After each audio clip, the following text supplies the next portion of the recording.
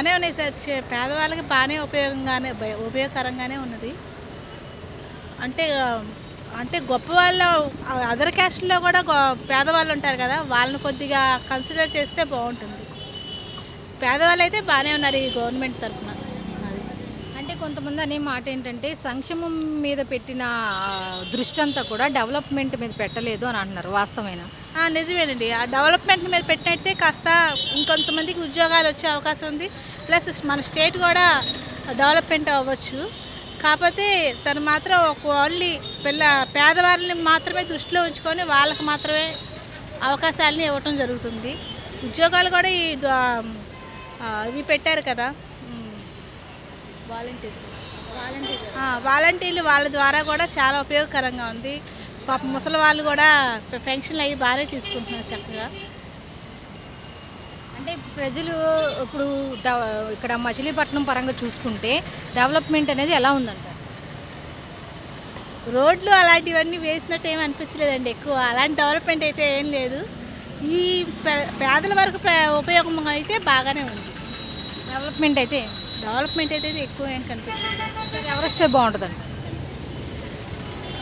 చాలామంది మళ్ళీ ఇదే వస్తుంది అంటున్నారు. మరి వైఎస్ఆర్సీపీ వస్తుందని. ఎందుకంటే దేనివల్ల? మీ ఒపీనియన్ చెప్పు.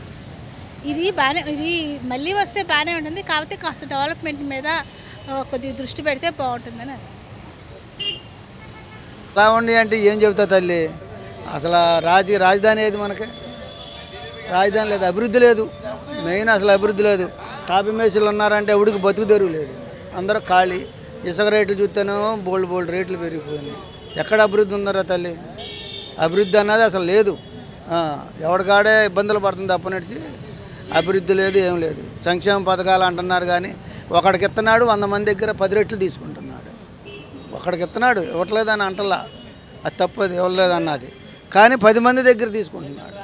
అది ఎంత మట్టుకు న్యాయం అమ్మా? ఏమైనా నిత్యావసర వస్తువులు ఉన్నాయి, వాటి గురించి అడిగేవాడు లేడు. ఏంటి నిత్యావసర వస్తువుల గురించి అడిగే నాదుడు లేడు.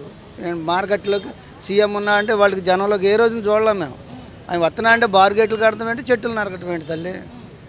ఇంకా అటువంటిప్పుడు మనం ఓట్లు వేయటం ఎందుకు? ఆయన గెలిపించి ఆయన పెద్దోడు చేయటం, కానీ మనం దరిద్రం అవుతున్నాం, ఆయన పెద్దోడు. అంతకుమించి ఏం మార్గం, వేరే మార్గం లేదు. ఈసారి ఎవడొస్తాడో ఆ ముగ్గురులో ఎవడొస్తాడు, అదే సంక్షేమం. అంతకుమించి ఇంకేరే ఎవరు వచ్చినా ప్రజల సంక్షేమాన్ని చూసుకోవాలి. అంతేగా మరి. నా ఆలోచన నాకు ఉండాలి. ఇప్పుడు పిల్లలు, చదువుకున్న పిల్లలు ఎంతమంది ఉన్నారు చూడు.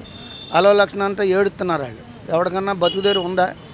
డిగ్రీలు చేశారో ఏంటి, ఇవన్నీ రాసుకొని కూకున్నారు. ఎంతసేపు ఎంతమంది వెళ్తారమ్మా వలస? హైదరాబాద్ వెళ్ళని, బొంబాయి వెళ్ళని, ఢిల్లీ వెళ్ళని.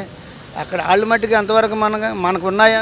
బందరుకు సంబంధించి వైఎస్ఆర్సీపీ హయాంలోనే డెవలప్ అయింది అంటున్నారు. దీని మీద ఏం చెప్తారు? ఏమీ కాల, రూపాయికి పైసా వంతు కూడా డెవలప్. ఎక్కడ డెవలప్ అయింది?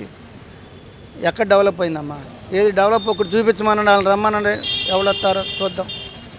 నేను ఇది చేశాను, ఇది నేను పెట్టాను, ఇది ఈ ఆఫీస్ పెట్టాను, దీంట్లో 50 మంది బతుకుతున్నారు, ఇది ఈ ఆఫీస్ పెట్టాను, దీంట్లో 10 మంది బతుకుతున్నారు, చూపించమనండి. వాళ్ళు డప్పు కొట్టుకుంటే సరిపోద్దా? ఎంత మట్టుకు నికరం? రాజధాని లేకుండా పరిపాలన ఏంటమ్మా? దిక్కుమాలి పరిపాలన. అసలు రాజధాని ఏదిరా తల్లి? ఉందా రాజధాని మనకే? ఎక్కడ బతుకుతారు ప్రజలు? క్యాపిటల్ ఏది? పోలవరం అన్నాడు, పోలవరం దేకిచ్చారు. రైల్వే జోన్ అన్నారు, అది పోయింది. ఏమున్నాయి? సంక్షేమం ఎక్కడుంది? ఎక్కడుందిరా? ఏమీ లేదు. కాబట్టి ఏమీ ఇది కాదు, వాళ్ళు చెప్పుకోవటమే. ఇవాళ చూడు, ఎక్కడో మీటింగ్ అయితే స్కూల్ పిల్లల్ని పాడు చేసి బస్సులు వేసుకుని వెళ్తాం. ఏంటది? వాళ్ళు చదువులు పోయినాయా? వాళ్ళు వెళ్తామేంటమ్మా మీటింగ్కి? ఎవడో పని పడాలని మాయసమేంటి, ముసలివాళ్ళు వెళ్ళాలి కానీ ఆడ వెళ్తామేంటి? చదువుకునే పిల్లలు ఎంత అంటే వాళ్ళని బెదిరిట్టం తీసుకెళ్తాం. అది తప్పది, ఎప్పుడు కూడా అది కరెక్ట్ కాదు. ఇక్కడ ఎవరు గెలిస్తే బాగుంటుంది? నానేనమ్మా. ఎందుకనంటే చేయాల్సింది బాగా చేశాడు కాబట్టి అందులో యాక్షన్ లేదే. మొత్తం కార్యక్రమాలు బాగా చేస్తున్నాడుగా. వాటర్ వచ్చింది మాకు చాలు. ఆర్పర్ కానీ మా మెడికల్ కాలేజ్ వచ్చింది. దానివల్ల ఏంటి రోడ్లు అంటే అవన్నీ ఇదే తప్ప ముందు చెప్పినవి అని చేశాడుగా, అంతే. అభిప్రాయాలు మొత్తం ఏదనేది ఇప్పుడు మ్యానుఫ్యాక్చర్ చెప్పాడు, మొత్తం చేసి పెట్టాడు. ఇంకా అంతకని ఎక్స్టర్న్ మా బందరికి ఇంకా ఎక్స్టర్న్ చేశాడు. దానివల్ల ఆయన